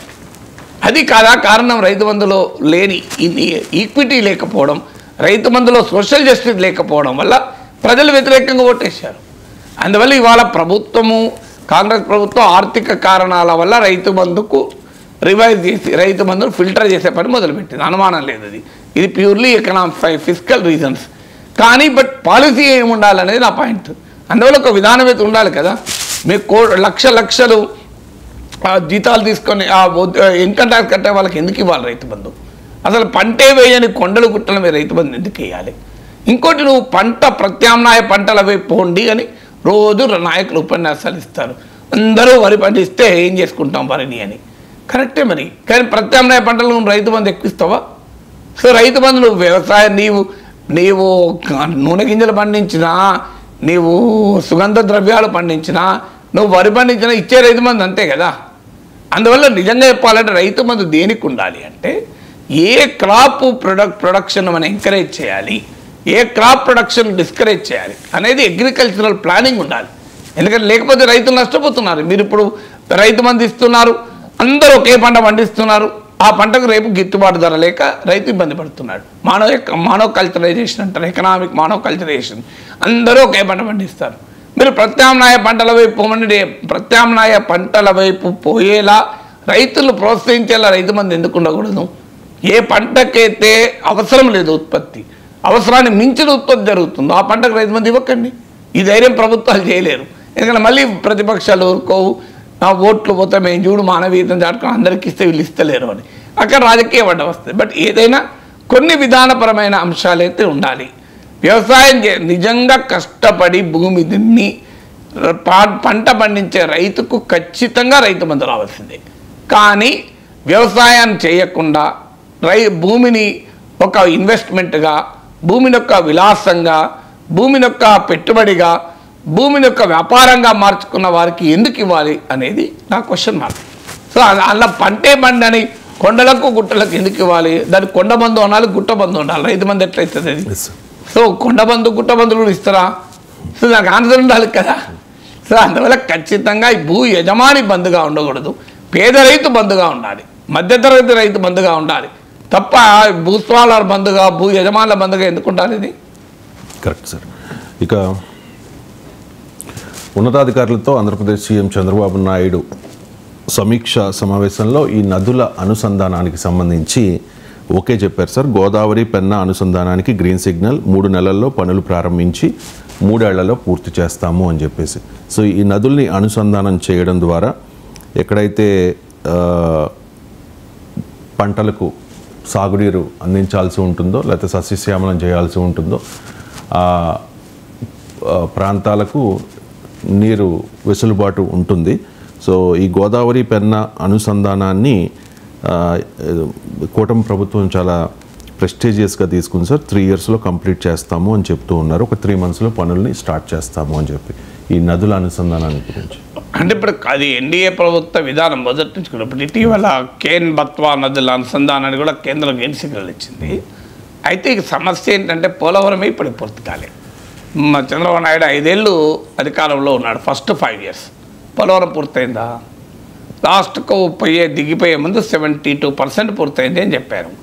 తర్వాత జగన్మోహన్ రెడ్డి భయంకర విధ్వంసం, ఆ విధ్వంసంతో అది 10 ఏళ్ళు 20 ఏళ్ళు వెనక్కిపోయిందని చెప్తున్నారు లెక్కలు. ఆ విధ్వంసం ఎవరు చేశారు? జగన్ చేశాడు. ఎవరు చూస్తూ ఊరుకున్నారు? మోడీ చూస్తూ ఊరుకున్నాడు. ఎందుకు మోడీ చూస్తూ ఊరుకున్నాడు? అది కేంద్రం ప్రాజెక్టు. మరి ఇంత విధ్వంసం జరుగుతుంటే మరి నరేంద్ర మోడీ ఒక్కరోజైనా ఏమయ్యా జగన్ నువ్వు పోలవరం నాశనం చేస్తున్నావు, నువ్వెందుకు చేయాలి, మా కేంద్ర ప్రభుత్వ ప్రాజెక్ట్ మేమే చేస్తామని అనొచ్చు కదా? అనలే. ఎందుకు అనలేదని చెప్పి తెలుగుదేశం అడగరు మోడీని. ఇప్పుడు 5 ఏళ్ల పాటు జగన్మోహన్ రెడ్డి అంత పోలవరాన్ని విధ్వంసం చేస్తుంటే మరి ఒక్కరోజున కేంద్ర ప్రభుత్వం ఎందుకు మాట్లాడలేదు? నితిన్ గడ్కరీ వచ్చి సర్టిఫికేట్ ఇచ్చిపోయాడు కదా బాగా జరుగుతుందని. సో ఇప్పుడు అందువల్ల ఈ 5 ఏళ్ల జగన్ విధ్వంసానికి మరి కేంద్ర ప్రభుత్వ బాధ్యత లేదా? అసలు ఆ ప్రాజెక్ట్ రాష్ట్ర ప్రభుత్వం ఎందుకు నిర్వహించాలి? అసలు చంద్రబాబు నాయుడు తీసుకోవడమే తప్పది. కేంద్ర ప్రభుత్వమే నిర్వహించుంటే అయిపోయేది కదా. ఇప్పుడు అందరు కలిసి కేంద్ర ప్రభుత్వాన్ని అడిగే వల్ల అయిపోయేది కదా ఈ పని. సో పోలవరమే ఇప్పటికీ పూర్తి కాలేదు. ఎప్పుడు పూర్తయితో తెలియదు. మీరు ఇప్పుడు ఇది 3 ఏళ్లలో పూర్తి అవుతుంది. 70,000 కోట్ల ప్రాజెక్టు, 70,000 కోట్ల నిధులు ఎక్కడున్నాయి? 5 ఏళ్లలో అమరావతి నిర్మాణం మనం చూసాం. అన్ని తాత్కాలిక నిర్మాణాలే జరిగాయి. తెలంగాణలో హైదరాబాద్లో సెక్రటేరియట్ అద్భుతమైన భవనం నిర్మాణం అయింది. అమరావతిలో మీరు ఇలాంటి భవనం ఒకటి చూపెట్టండి నాకు. ఇప్పటి వరకు ఈ 10 ఏళ్లలో మొదటి 5 ఏళ్లలో చంద్రబాబు నాయుడు పాలన జరగలేదు. జగన్మోహన్ రెడ్డి ఎట్లా అమరావతి వద్దనుకున్నాడు? ఒక్క సెక్రటేరియట్ లాంటి బిల్డింగ్ హైదరాబాద్లో తెలంగాణ సెక్రటేరియట్ బాగాలేదా? అంతకన్నా గొప్ప సెక్రటేరియట్ అవసరమా? మరి ఇంత అద్భుతమైన సెక్రటేరియట్ ఏడాది లోపల అయిపోయింది కదా. మరి 5 ఏళ్ళైనా ఒక పర్మనెంట్ సెక్రటేరియట్ బిల్డింగ్ రాలేదు, పర్మనెంట్ హైకోర్టు బిల్డింగ్ రాలేదు, పర్మనెంట్ అసెంబ్లీ బిల్డింగ్ రాలేదు, పోలవరం పూర్తి కాలేదు. మళ్ళీ ఇప్పుడు 3 ఏళ్లలో అమరావతి పూర్తవుతుంది, 3 ఏళ్లలో గోదావరి పెన్నా అనుసంధానం పూర్తవుతుంది అంటే ఇది నమ్మమంటారు అనేది నా ప్రశ్న. ఇప్పుడు మొదటి 5 ఏళ్ళు పూర్తి ఎందుకు కాలేదు? దీనికి ఆధారం అప్పుడు కూడా మోడీ ప్రభుత్వమే, కేంద్రంలో కూడా ఎన్డీఏ ప్రభుత్వమే, రాష్ట్రంలో ఎన్డీఏ ప్రభుత్వమే. ఇదే రకంగా మోడీ అప్పుడు సహకరించాడు, ఇప్పుడు సహకరిస్తున్నాడు. ఇప్పుడు ఏది సహకరిస్తున్నాడో అప్పుడు అలాగే సహకరించాడని చెప్పింది. అసెంబ్లీలో తీర్మానాలు చేసి నరేంద్ర మోడీ ప్రభుత్వానికి కృతజ్ఞతలు చెప్పారు కదా, బాగా సహకరిస్తుందని. లాస్ట్ 1 ఇయర్లో ఎన్నికలకు ముందు ఇదేదో రివర్స్ కొడుతుందని చెప్పి విడగొట్టుకున్నారు తప్ప అసెంబ్లీలో తీర్మానాలే చేశారు ఏకంగా కేంద్రాన్ని మీరు అభినందిస్తూ. అందువల్ల జగన్మోహన్ రెడ్డి ప్రభుత్వ బడ్జెట్ డాక్యుమెంట్ చూడండి మీరు, కేంద్రం బాగా సహకరించిందని ప్రతి బడ్జెట్లో డాక్యుమెంట్లు రాసుకున్నారు. ఇలా పొత్తు లేకపోయినా రాసుకున్నారు, వాళ్ళు పొత్తుండి రాసుకున్నారు. మరి కేంద్రం 10 ఏళ్ళుగా బ్రహ్మాండంగా సహకరిస్తాం. మధ్యలో 1 ఏడాది పాటు చంద్రబాబు నాయుడు ఎన్డీఏ దూరమై ధర్మ పోరాటాలు చేసిన సమయంలో మినహా మిగతా కంటిన్యూగా కేంద్రం సహకరిస్తూనే ఉంది. కానీ ఏది పూర్తి కావడం, ఒక సెక్రటరియట్ బిల్డింగ్ కట్టలేకపోయాం, ఒక అసెంబ్లీ బిల్డింగ్ కట్టలేకపోయాం, ఒక హైకోర్టు బిల్డింగ్ కట్టలేకపోయాం. అన్ని తాత్కాలిక నిర్మాణాలు, తర్వాత వాడుకుంటారు, అది వేరు కాదని అంటలేను. మరి ఎందుకు ఇది జరిగింది? అందువల్ల ఇది మొదటి క్వశ్చన్. అంటే రాష్ట్ర ప్రభుత్వ ఆర్థిక పరిస్థితి ఏంటి? ఈ రాష్ట్ర ప్రభుత్వ ఆర్థిక పరిస్థితిలో 70,000 కోట్ల ప్రాజెక్ట్ నిర్వహణ సాధ్యమవుతుందా? దీనికి కేంద్రం సహకారం ఇచ్చి కేంద్రమే మొత్తం నిర్వహిస్తే సంతోషం, ఏం అభ్యంతరం లేదు, బ్రహ్మాండం చేసుకోవచ్చు. అందువల్ల what is the financial plan? లేకపోతే మళ్ళీ ఇది ఒక 30 ఏళ్ళు లాగితే, పోలవరం ఎన్నేళ్ళ నుంచి లాగుతున్నారు. సో ఇది పోలవరంకి ఎన్నిసార్లు శంకుస్థాపనలు చేస్తున్నారు. విచిత్రం ఏంటంటే మన దేశంలో ముఖ్యమంత్రులు మారుతుంటారు, శంకుస్థాపనలు చేస్తుంటారు. వైజాగ్లో అదానీ డేటా సెంటర్కు చంద్రబాబు నాయుడు 2019లో శంకుస్థాపన చేశాడు, 2020లో జగన్మోహన్ రెడ్డి కూడా శంకుస్థాపన చేశాడు. మళ్ళీ ఇప్పటివరకు ఏమీ లేదు దాంట్లో. నిన్న హిందూ పత్రికలు వచ్చింది చూడండి మీరు, అదానీ సెంటర్ విశాఖపట్నంలో అడుగు కూడా ముందుకేలే. సో ఇలా మనము ఉన్న రిసోర్సెస్ను ఇలా థిన్గా స్ప్రెడ్ చేస్తే ఏమవుతుందంటే ఏది పూర్తి కాదు. సో ఉన్న మొదలు పోలవరాన్ని కంప్లీట్ చేసుకోవాలి. అన్ని శక్తుల్ని అన్ని అంశాలని పోలవరం మీద పెట్టాలి. పోలవరానికి ఉన్న అడ్వాంటేజ్ 100% కేంద్రమే ఖర్చు పెడుతుంది. 100% కేంద్రం ఖర్చు పెట్టే ప్రాజెక్టే పూర్తి కాకపోతే ఇక 100% కేంద్రం ఖర్చు పెడతాను హామీ ఇవ్వని, ఎంత ఇస్తో కూడా తెలియని, మళ్ళీ ఇంకా అప్పులు చేసే అవకాశం ఉందా? ఎందుకంటే ఇప్పుడున్న రాష్ట్ర ఆర్థిక పరిస్థితి మనకు తెలుసు. సూపర్ 6 అమలు చేయలేని స్థితిలో రాష్ట్ర ప్రభుత్వం ఉంది. ఇప్పటికీ ఆర్టీసీలో బస్సు ప్రయాణం డబ్బులు ఫ్రీ ఉచిత బస్సు రవాణా అమలైందా? ఇప్పటికీ మీకు బడి పిల్లలకు తల్లులకు డబ్బులు ఇచ్చే పథకం అమలైందా? అమలు కాలేకపోతుంది కదా. పెన్షన్లు పెరిగినాయి తప్ప గ్యాస్ సిలిండర్ ఈ 2 తప్ప మిగతా ఏవి అమలు కాలే కదా. తల్లికి వందనం ఇవన్నీ చాలా అమలు కాలే కదా.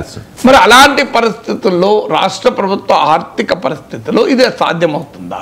దీనికి మరి కేంద్రం సహకరిస్తుందా? అప్పులు తీసుకుంటే ఆచరణలో అది వయబులా? వీటిపైన ఫిస్కల్ ప్లాన్ ఇవ్వాలి. ఎందుకంటే లేకపోతే ఏం జరుగుతుందంటే ఇంకా ఏళ్ళ తరబడి ప్రాజెక్టులు కట్టుకుంటూనే ఉంటాం. ప్రాజెక్టులు నీటిని సరఫరా చేయదు, చేయాల్సిన అవినీతిని సరఫరా చేసే ప్రమాదం ఉంటుంది. సో ఆ ప్రమాదాన్ని నివారించాలి అంటే ప్రాజెక్టును 3 ఏళ్లలో పూర్తి చేస్తాం మొదలుపెట్టి అంటున్నారు. నేను అడుగుతున్న క్వశ్చన్, 70,000 కోట్ల ప్రాజెక్ట్ 3 ఏళ్లలో పూర్తి అయితే సంతోషం. దానికి ఫైనాన్షియల్ ప్లాన్ ఏంటి అనేది ఒక క్లారిటీ ఉండాలి మనకు. రెండవది కాస్ట్ బెనిఫిట్ అనాలిసిస్ ఎంత.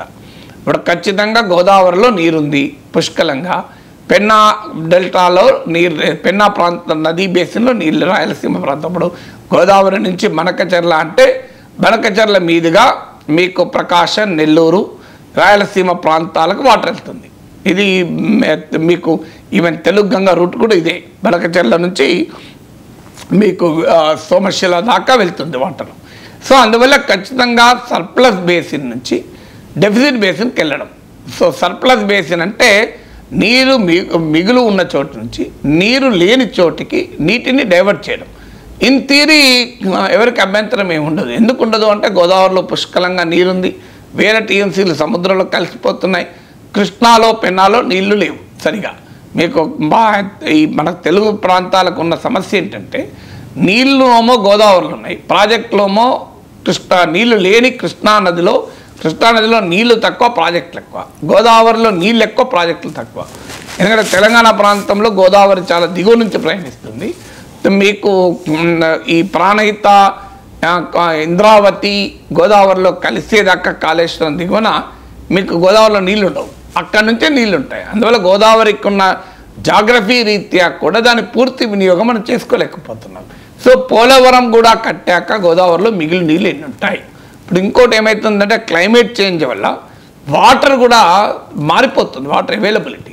నీకు ఇప్పుడు గోదావరి పెన్నా అనుసంధానం 70,000 కోట్లు అంటే అది 1,50,000 కోట్లు అవుతుంది. అన్ని పెట్టిన తర్వాత గోదావరిలో వాటర్ అవైలబిలిటీ ఆఫ్టర్ 30 years ఎంత ఉంటుంది, నోబడీ నోస్. మీకు ఉదాహరణ పనామా కాలువనే. ఇప్పుడు ఈ ట్రంప్ నేను తీసుకుంటా అంటున్నాడు. పనామా ప్రాంతం ఒకప్పుడు వెటెస్ట్ ప్రాంతం, అంటే నీరు ఫుల్గా వర్షాలు పడే ప్రాంతం. లాస్ట్ 2 yearsలో పనామా ప్రాంతంలో డెఫిసిట్ రైన్ఫాల్. అందువల్ల పనామా నది కాలువలో వాటర్ లెవెల్ మినిమంగా మెయింటైన్ చేసి షిప్స్ వెళ్ళాలంటే పనామా కెనాల్ ద్వారా ఇది 82 కిలోమీటర్ 82 కిలోమీటర్ కాలువ అట్లాంటిక్ పసిఫిక్ మహాసముద్రాన్ని కలుపుతుంది. 14,000 షిప్స్ వెళ్తాయి ఈ పనామా కాలువ ద్వారా. దీనివల్ల లాభం ఏంటంటే అమెరికా ఈస్ట్ కోస్ట్ వెస్ట్ కోస్ట్ల మధ్య ఒక షిప్ పనామా కాలువ ద్వారా పోకపోతే 22 రోజులు ఎక్కువ ప్రయాణం చేయాల్సి వస్తుంది, మీకు అంత సమస్య. సో అందువల్ల డెఫినెట్గా మీకు పనామా కెనాల్ ఉపయోగం. కానీ పనామా కెనాల్లో వాటర్ను ఆ లెవెల్ మెయింటైన్ చేయడం అనేది ఇప్పుడు ఛాలెంజింగ్గా మారిపోయింది. అంటే ఈ లాస్ట్ 2 years అందుకే మీకు పనామా ప్రభుత్వము పనామా కాలువలో ఛార్జెస్ పెంచింది. ఛార్జెస్ పెంచినందుకు ఇవాళ ట్రంప్ దాన్ని ఆక్రమించుకుంటా అని చెప్తున్నాడు. సో అందువల్ల క్లైమేట్ చేంజ్ వల్ల ఏమవుతుంది అంటే ఇవాళ వాటర్ అవైలబుల్ ఉండొచ్చు, డెఫినెట్గా గోదావరిలో ఇవాళ సర్ప్లస్ వాటర్ ఉన్నమాట నిజం. గోదావరిని కావేరిని కలుపుతానని చెప్పి కేంద్ర ప్రభుత్వం అంటుంది. మరి గోదావరిని కృష్ణాను కలపడానికి ఆల్రెడీ పోలవరంలో ఒక భాగం ఒక అంశం గోదావరి కృష్ణానదుల అనుసంధానం. ఇప్పుడు గోదావరిని పెన్నాతో కూడా అనుసంధానం చేయడం, వీటి వయబిలిటీ ఏంటి, కాస్ట్ బెనిఫిట్ ఎనాలిసిస్ ఎంత, వాటర్ అవైలబిలిటీ ఎంత, వాటర్ ఫోర్కాస్ట్ ఎంత. ఒక ప్రాజెక్ట్ 50 ఏళ్ళ తర్వాత నీ గోదావరిలో నీళ్ళు లేవనుకోండి, పెన్నాకు డైవర్ట్ చేసి ఎక్కడికి వెళ్ళొస్తుంది. Can there be other options, ఎందుకంటే ఖచ్చితంగా రాయలసీమకు వాటర్ ఇవ్వాల్సిందే. కానీ ఆ వాటర్ ఇవ్వడానికి మీకు ఇప్పుడు ఉదాహరణకు తుంగభద్రలో వాటర్ చాలా పుష్కలంగా ఉంది కనుక అక్కడ నుంచి హై లెవెల్ కెనాల్ ద్వారా మీకు రాయలసీమకు నీళ్ళు ఇస్తారు. కానీ చాలాసార్లు హై లెవెల్ కెనాల్ ద్వారా కూడా వాటర్ అందడం లేదన్న విమర్శలు ఉన్నాయి. ఎందుకంటే తుంగభద్ర కలిసిన చోట మీకు పుష్కలంగా వాటర్ ఉంటుంది. మీకు మనకు ఎగువన మన కర్నూలు ఈ ప్రాంతానికి ఎగువన మీకు తుంగభద్ర కలుస్తాయి, కలిసి తుంగభద్రగా మారుతుంది. అందువల్ల ఇవన్నీ ఫైనాన్షియల్ ఆస్పెక్ట్ ఏంటి, వాటర్ అవైలబిలిటీ ఏంటి, మీకు వాటర్ డిస్ట్రిబ్యూషన్లో మీరు గోదావరి నదీ జలాల్ని పెన్నాకు కృష్ణాకు డైవర్ట్ చేసినప్పుడు కృష్ణా నదిలో పంపిణీపై కూడా దానిపైన మళ్ళీ ప్రశ్నలు మొదలవుతాయి. కృష్ణా నదిలో వచ్చే వాటాల పంపకం పైన కూడా ఇంపాక్ట్ ఉంటుంది. సో ఇవన్నీ కూడా ప్రజల ముందు ఉంచాలి. లేకపోతే మీరు ఒక సదుద్దేశంతో చేపట్టే ఇరిగేషన్ ప్రాజెక్టులు భారంగా కాకూడదు. ఇప్పుడు తెలంగాణలో కాళేశ్వరం గురించి చర్చ పెట్టుకుంటున్నట్టు అవుతుంది. ఆ జాగ్రత్త పడాల్సిన అవసరం అవుతుంది.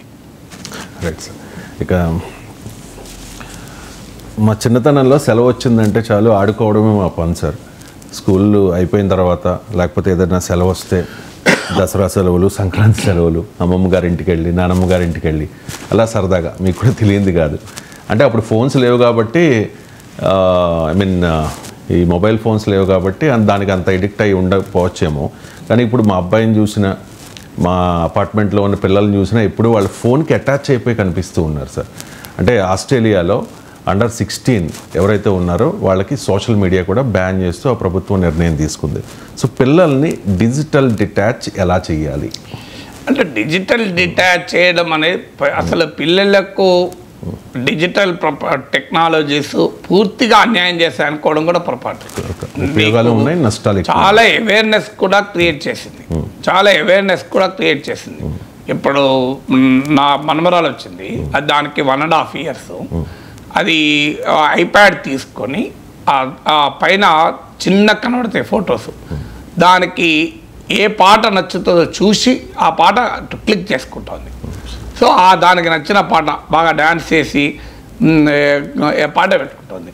మధ్యలో ఒక్కసారి ఆ బ్రౌజింగ్ హిస్టరీలో నా ఫోటో ఉంటే చిన్న ఫోటో అది క్లిక్ చేసి తాత అంటుంది. సో నా ఫోటో గుర్తుపట్టి టీవీలో పెట్టుకొని తాత అంటుంది.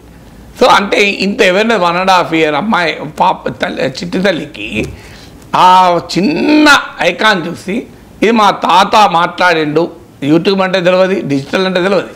మరి ఇంత అవేర్నెస్ ఆ రోజుల్లో ఉండేదా? తాతను చూస్తే గుర్తుపట్టడం కష్టం ఉండే రోజులే కదా పాత రోజులు. ఇప్పుడు అంత ఎఫెక్టివ్గా నీకు టెక్నాలజీ ప్రపంచం పెరిగి అవేర్నెస్ లెవెల్స్ కూడా చాలా పెరిగాయి కదా, అది కూడా కాదని అనలేము. ఇవాళ కొద్ది రోజుల క్రితం నేను మా అక్క మనమరాలను నన్ను ఇంటర్వ్యూ చేసింది. నా యూట్యూబ్లో వీడియో కూడా పెట్టాను, 16,000 మంది చూశారు. అది నన్ను 20 నిమిషాలు క్వశ్చన్లు అడిగింది. అడిగాక మేము ఇంట్లో కూర్చొని మాట్లాడుకుంటున్నాం హెడ్లైన్ ఏది పెట్టాలి అని. అప్పుడు నా కూతురు నుండి ChatGPTలో పెట్టి చూడనా మంచి హెడ్లైన్ అన్నది. ఇమీడియట్గా అది ఏమన్నదంటే, everybody sees ChatGPT, why don't you use your brain అన్నది. అందరు ChatGPT చూస్తారు కదా, నువ్వు బ్రెయిన్ వాడచ్చు కదా అన్నది. అంటే ఒక 4వ తరగతి చదువుతున్న అమ్మాయి ChatGPT తెలిసి, ChatGPT అందరూ వాడతారని తెలిసి అది వాడకు బ్రెయిన్ వాడు అని చెప్పింది. చూడండి, ఇంత తెలివి మీకు చిన్నప్పుడు అవకాశం ఉండేనా? సో అందువల్ల టెక్నాలజీ ఇచ్చిన అవకాశం. నేను అడిగాను, డూ యూ యూజ్ ChatGPT అంటే I use ChatGPT, but as everybody is using ChatGPT, I'm using school AI అన్నది. అంటే అమెరికాలో ఒక ప్రభుత్వ పాఠశాలకు ఆ స్కూల్కే ప్రత్యేకంగా ఆర్టిఫిషియల్ ఇంటెలిజెన్స్ ఏఐ ఉంటుంది. స్కూల్ ఏఐ గురించి చెప్తుంది, ChatGPT గురించి చెప్తుంది. ఇవాళ మీరు అడగండి ఎంతమంది ChatGPT వాడిన వాళ్ళు ఉంటారో చూడండి. మన దగ్గర పెద్ద పెద్ద జర్నలిస్టులను, మీరు పెద్ద పెద్ద ప్రొఫెసర్లు అడగండి ChatGPT రెగ్యులర్గా ఎంతమంది వాడుతున్నారు అని. సో అందువల్ల డిజిటల్ కనెక్టివిటీ పూర్తిగా అన్యాయం చేసింది అనుకుంటే పొరపాటు. అది మొదటగా అర్థం కావాలి. కానీ అదే సమయంలో అంటే రెక్లెస్ డిజిటల్ కన్సంప్షన్, అంటే అదుపు ఆజ్ఞలు లేకుండా ఏది చేసినా మంచిది కాదు. అంటే ఎనీథింగ్ లిమిట్లో ఉన్నంత కాలం ఏం కాదు. సో ఇవాళ ఏమవుతుందంటే డిజిటల్ ఇంటాక్సికేషన్ అంటున్నారు. అంటే అది అందులో మునిగిపోతున్నారు. ఇక వేరే ప్రపంచం, దానివల్ల అనేక హెల్త్ రిలేటెడ్ ప్రాబ్లమ్స్ వస్తున్నాయి, సైకలాజికల్ ప్రాబ్లమ్స్ వస్తున్నాయి. అన్నిటికీ మించి ఈ మధ్య రీసెర్చ్ ఏంటంటే బ్రెయిన్ రాట్, అంటే నీ మెదడుకుండే కాగ్నిటివ్ ఎబిలిటీస్, మెదడుకుండే ఒక ప్రత్యేక లక్షణం ఏంటంటే అది నువ్వు ఎలా వాడుతూ ఉన్న దాన్ని బట్టి అది రీఫార్మాట్ అవుతూ ఉంటుంది నీ మెదడు. నువ్వు మెదడు వాడకపోతే అలాగే ఉంటుంది. అంటే మెదడును వాడుతున్న కొద్దీ అది మరింతగా నీ సామర్థ్యాన్ని పెంచుకుంటూ ఉంటుంది. అది గొప్పతనం, మేధస్సుకునే గొప్పతనం. ఏమవుతుంది, ట్రివియల్ కన్జంప్షన్, డిజిటల్ కన్జంప్షన్ వల్ల, అంటే పనికి మాలిన షార్ట్ టర్మ్ ఎంటర్టైన్మెంట్ వీడియోల నుంచి మొదలుకొని అసలు మెదడుకు ఆలోచించాల్సిన అవసరం లేని జోకులు, మీముల వరకే మాత్రమే. అవి చూడొద్దని అంటలేను, అవి రిలాక్స్ కూడా ఇస్తుంది. కానీ ట్రివియల్ కన్జంప్షన్ అంటే ఆలోచింప చేయని డిజిటల్ కన్జంప్షన్ విపరీతంగా పెరిగింది. ఇప్పుడు ట్రంప్ పనామా కెనాల్ స్వాధీనం చేసుకుంటా అన్నాడు. ఈ పనామా కెనాల్ ఎక్కడుంది, where is that Panama canal, geography of Panama canal అని ఒక బిడ్డ కనుక యూట్యూబ్కి వెళ్ళో, గూగుల్కి వెళ్ళో, ChatGPTకి వెళ్ళో, ఆ పనామా కెనాల్ బార్డర్స్ ఏంటి, అట్లాంటిక్ ఓషన్ ఎక్కడుంది, పసిఫిక్ ఓషన్ ఎక్కడుంది, ఈ రెండింటినీ కలిపే 82 కిలోమీటర్స్ ఎక్కడుంది, ఇది కాకపోతే కేప్ ఆఫ్ హార్న్ ఎక్కడుంది, కేప్ ఆఫ్ హార్న్ ద్వారా షిప్స్ పోవాలంటే ఎంత దూరం అవుతుంది, ఇది స్టడీ చేసింది అనుకోండి. డిజిటల్ టెక్నాలజీ కదా అది కూడా. దానివల్ల ఏంటంటే కాగ్నిటివ్ ఎబిలిటీ పెరుగుతుంది. అంటే పిల్లల్లో కానీ ఎవరిలో అయినా, మనలో అయినా, పిల్లలే కాదు, అంటే మెదడును ఆలోచింపజేస్తుంది. అన్ఫార్చునేట్లీ మెదడును ఆలోచింప చేయని కంటెంట్ విపరీతంగా కన్జ్యూమ్ చేయడం వల్ల మెదడుకుండే ఆలోచన శక్తి తగ్గిపోతుంది, కాగ్నిటివ్ ఎబిలిటీస్ తగ్గుతుంది. దీన్నే శాస్త్రవేత్తలు బ్రెయిన్ రాట్ అంటున్నారు. మీరు గూగుల్లో కొట్టండి, బ్రెయిన్ రాట్ గురించి బోల్డ్ ఆర్టికల్స్ వస్తాయి. యూట్యూబ్లో నా వీడియో కూడా ఉంది బ్రెయిన్ రాట్ పైన ప్రత్యేకంగా వీడియో. అంటే ట్రివియల్ డిజిటల్ కన్జంప్షన్ పైన వల్ల జరుగుతుంది. అంటే సమస్య ఏంటి, ఏదైనా ఒక టెక్నాలజీని నువ్వు ఎలా వాడుతావని. అంటే డిజిటల్ ఇంటాక్సికేషన్ మంచిది కాదు, అంటే ఇక దాంట్లోనే మునిగి తేలడం మంచిది కాదు. రెండవది డిజిటల్ రాట్ కారణమవుతున్న ట్రివియల్ అంటే కాగ్నిటివ్ ఎబిలిటీస్ పెంచని, ఆలోచించే శక్తి సామర్థ్యాలు పెంచని ఒక పనికి మాలిన దివాలా కోర్ కంటెంట్ను మీరు ఎక్కువగా కన్జ్యూమ్ చేయడం వల్ల ప్రమాదకరం. మూడవది ఏంటంటే డేంజరస్ కంటెంట్, అంటే పోర్నోగ్రఫీ, పోర్న్ కావచ్చు, క్రైమ్ కావచ్చు, వైలెన్స్ కావచ్చు, వీటి గురించిన డిజిటల్ కన్జంప్షన్ పిల్లలపైన చాలా భయంకరమైన ప్రభావం చూపుతుంది. మన అంతకుముందు పబ్జీ అనే గేమ్ సృష్టించిన బీభత్సం చూసాం. సో పబ్జీ వల్ల ఒక పిల్లల వైలెంట్ మనస్తత్వం పెరగడం, పిల్లలు ఆత్మహత్యలు చేసుకోవడం వరకు కూడా పెరిగింది. అందువల్ల పిల్లల్లో నేరపూరిత మైండ్ సెట్ను, అంటే క్రిమినల్ ఇన్స్టింక్ట్స్ను, పర్వర్స్ ఇన్స్టింక్ట్స్ అంటారు, అంటే ఆ క్రిమినల్ ఇన్స్టింక్ట్స్, పర్వర్స్ ఇన్స్టింక్ట్స్ను పెంచేటువంటి డిజిటల్ కన్జంప్షన్ ప్రమాదకరం. అయితే ఇది ఎలా మరి అంటే ఏ డిజిటల్ కన్జంప్షన్ ఎంకరేజ్ చేయాలి, ఏది ఎంకరేజ్ చేయకూడదు, దీనికి పరిష్కారం ఏంటి? ఇవాళ ఒక్కసారి బిడ్డకు మొబైల్ ఇచ్చాక తీసుకునే అవకాశం ఉంటుందా అంటే అక్కడే తల్లిదండ్రుల సామర్థ్యం ఉంటుంది, తల్లిదండ్రుల సమయం కేటాయించడం ఉంటుంది, తల్లిదండ్రులు పిల్లల్ని ఎంగేజ్ చేయాల్సి ఉంటుంది. ఏం జరుగుతుంది? తల్లి సీరియల్ చేసుకుంటూ ఉంటుంది, తండ్రి ఏదో పని మీద ఉంటాడు, బిడ్డలకి సెల్ ఇచ్చే ఆడుకోమంటాడు. ఇక వాళ్ళు ఏం చేయాలి మరి? ఆ బిడ్డకు విచక్షణ అవకాశం ఉంటుందా? ఏది చూడాలి, పనామా కాలువ గురించి స్టడీ చేయాలని ఉంటుందా? దానికి కావాల్సింది పెట్టుకొని చూస్తుంటారు. అందువల్ల కావాల్సింది ఏంటి అంటే ది హ్యూమన్ కాంటాక్ట్. ఇంట్లో ఒకప్పుడు అంటే అమ్మమ్మ, నానమ్మ, తాతయ్య వాళ్ళు మాట్లాడుకునేవారు, కథలు చెప్పేవారు, రామాయణ భారత భాగవతాలు చెప్పేవాళ్ళు. ఇప్పుడు అన్ని జాయింట్ ఫ్యామిలీ సిస్టమ్ దెబ్బతింటుంది. సో అందువల్ల devout more time to the children, అదొకటి పరిష్కారం. రెండవది వాళ్ళకు మరింతగా ఆహ్లాదాన్ని కలిగించే ఛాలెంజింగ్ యాక్టివిటీస్, అవుట్డోర్ తీసుకెళ్ళి గేమ్స్ ఆడించడం, ఆటలు ఆడించడం. దీనివల్ల ఏమవుతుందంటే డిజిటల్ కన్జంప్షన్ తగ్గిపోతుంది. మీకు నా ఉదాహరణ చెప్తాను. నిన్న నా మనవరాలు అది టీవీలో పాటలు చూస్తూ ఉన్నది. సో ఒకదాని దాని నుంచి డైవర్ట్ చేస్తానికి దాంతో ఆడడం మొదలుపెట్టాను నేను. రాత్రి 1.5 hours ఏమీ లేదు, ఆ ఆట వస్తువులన్నీ నాకు తెచ్చిచ్చింది.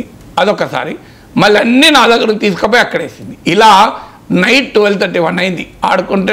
దాని నిద్ర రాలే, అప్పటికి అలసిపోయి నిద్రపోయింది. ఇప్పటికి నేను మళ్ళీ టీవీ ప్రోగ్రామ్ వచ్చా లేవలే. అంటే ఎందుకు? దానికి ఒక 1.5-2 hour యాక్టివిటీ. మొత్తం దానికున్న అనేక రకాల ఆట వస్తువులన్నీ తీసుకొచ్చి ఒక్కొక్కటి తాత అనుకుంటే ఇచ్చుడు, ఆడిచ్చుడు. వాట్ డస్ ద డాగ్ సే అంటే బొబో అంటుడు, వాట్ డస్ ద క్యాట్ సే, ఆఖరికి వాట్ డస్ ద నైరా సే అనిపించిన అంటే తాత అన్నది.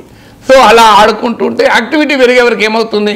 ఆ మొబైల్ పక్క పడేసింది, ఐప్యాడ్ పక్క పడేసింది, టీవీ పక్క పడేసింది.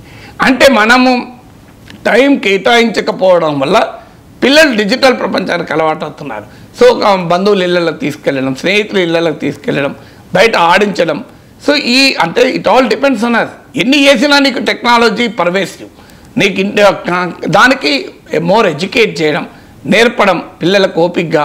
పిల్లల సమయం లేక తిడితే లాభం లేదు, అది ఎందుకు చూస్తున్నామని ఓపికగా నేర్పడం, కాగ్నిటివ్ ఛాలెంజెస్లో ఇన్వాల్వ్ చేయడం, అంటే ఆలోచింప చేయగలిగేటువంటి ఛాలెంజెస్ ఇవ్వడం. మీరు ఎక్కడికైనా వెళ్ళేస్తారు, వెళ్ళొచ్చిన తర్వాత తల్లిని చూసొచ్చావు కదా, నువ్వు రాయి, why don't you write your experiences on paper ఇచ్చి రాయించి దాంట్లో బాగా రాస్తే నువ్వు ఎంకరేజ్ చేసి, ఇలా you have to create an alternate activity. ప్రత్యామ్నాయ యాక్టివిటీ ఇవ్వలేని మానవ సంబంధాలు కనుమరుగైతే మీకు ఏం జరుగుతుంది? మనుషుల మధ్య సంబంధాలపై టెక్నాలజీ మధ్య సంబంధం అవుతుంది. అందువల్ల it's a very challenging task digital detach. దీనిపైన నిషేధాలు పరిష్కారమా? నిషేధిస్తే ఎంత మేరకు యాక్సెస్ ఆపగలం అనేది క్వశ్చన్ మార్కే. సో ఆస్ట్రేలియా అనుభవం చూడాలి ఎలా ఉంటుంది అనేది. కానీ it can be possible with our own activities. So digital detach కాదు, డిజిటల్ యూజ్ను విచక్షణతో డిజిటల్ కన్జంప్షన్ చేయగలిగే ఉండాలి. అన్ఫార్చునేట్లీ పెద్దలే విచక్షణ కోల్పోయి డిజిటల్ కన్జంప్షన్ చేస్తున్నారు. పిల్లల్ని అడిగితే పిల్లలు తప్పేంటండి? పెద్దవాళ్ళు కరెక్ట్గా ఎంత కాగ్నిటివ్ ఎబిలిటీస్, మన ఆలోచన శక్తిని పెంచేటువంటి డిజిటల్ కన్జంప్షన్ చేస్తుంది చెప్పండి. నేను కూడా one of the biggest consumers of digital content. బహుశా నేను కొన్ని hours of digital content consume చేస్తాను. మరి నా కాగ్నిటివ్ ఎబిలిటీ పెరుగుతుంది తప్ప తగ్గడం లేదు. ఎందుకంటే నాకు నిరంతరం నేను డిజిటల్ కంటెంట్ ఏది వాడతాను? రూపీ ఎందుకు పతనం అవుతుంది, స్టాక్ మార్కెట్లు ఎందుకు పెరుగుతున్నాయి, సో గ్రీన్ ల్యాండ్ కావాలని ట్రంప్ ఎందుకు అంటున్నాడు, గ్రీన్ ల్యాండ్లో ఏముంది, రేర్ ఎర్త్ మెటల్స్ ఉన్నాయా గ్రీన్ ల్యాండ్లో, గ్రీన్ ల్యాండ్ ఎవరి కంట్రోల్లో ఉంది, గ్రీన్ ల్యాండ్లో ఐస్ ఎంత మేరకు ఉంది, ఐస్ మెల్ట్ అవుతున్న కొద్దీ కొత్త కమర్షియల్ రూట్స్ ఎలా ఎమర్జ్ అవుతున్నాయి, మైనింగ్ ఎలా అవకాశం ఉంటుంది. సో ఇలా నిరంతరం స్టడీ చేస్తానికి నేను డిజిటల్ కంటెంట్ వాడుతున్నాను. మరి నా కాగ్నిటివ్ ఎబిలిటీ తగ్గలేదే, నాకేం ప్రమాదం రాలేదే, నా మెదడు చెడు రాట్ కాలేదు, బ్రెయిన్ రాట్. సో అందువల్ల పెద్దలే సరిగా వాడతలేరు. పిల్లల్ని ఎందుకు అన్నాను, అన్యాయంగా పిల్లలు బదనాం చేస్తున్నాం. పెద్దలే ట్రివియల్ డిజిటల్ కన్జంప్షన్ చేస్తుంటే పిల్లలు ట్రివియల్ డిజిటల్ కన్జంప్షన్ చేయరా? పెద్దవాళ్ళను అనుకరిస్తుంటారు పిల్లలు. చూడండి మనం ఏం చేస్తే వాళ్ళదే చేస్తుంటారు. మీరు పెద్దవాళ్ళు ఇంట్లో కనుక కాగ్నిటివ్ ఛాలెంజింగ్ కంటెంట్, సో అంటే మీ ఆలోచన శక్తిని పెంచే కంటెంట్ కన్జ్యూమ్ చేయండి, పిల్లలు కూడా కన్జ్యూమ్ చేస్తారు. మీరే చెత్త కంటెంట్ కన్జ్యూమ్ చేస్తే పిల్లల్ని అడిగి తప్పేంటండి? మీరు చెత్త కంటెంట్ కన్జ్యూమ్ చేస్తారు, పిల్లలు మాత్రం మీరు మంచి కంటెంట్ చూడాలి. యూట్యూబ్లో అంటే వాళ్ళు చూస్తారా, నువ్వు చూసే చెత్త వీడియోలు చూసుకుంటా, నువ్వు మంచి వీడియోలు చూడు, రేపు పిల్లలు కూడా అలవాటు అవుతారు. చూడు మా అమ్మ మా నాన్న సో ఒక మంచి నేషనల్ జాగ్రఫీ చూశారు, నేను కూడా నేషనల్ జాగ్రఫీ చూడాలని కోరికుంటుంది. నువ్వు చెత్త కంటెంట్ చూసుకుంటా, నువ్వు పనికిమాల కంటెంట్ పొద్దున్న లేస్తే నువ్వు టీవీల ముందు మొబైల్ పట్టుకొని ఉంటుంటే గంటలు గంటలు ముచ్చట్లు పెట్టుకుంటా వాట్సాప్లో చాట్ చేసుకుంటూ ఉంటుంటే పిల్లలు ఏం చేయాలండి అదే పని చేయకపోతే? అందువల్ల మొదలు పెద్దలు మారాలి, తర్వాత పిల్లలు. Right sir, thank you so much sir.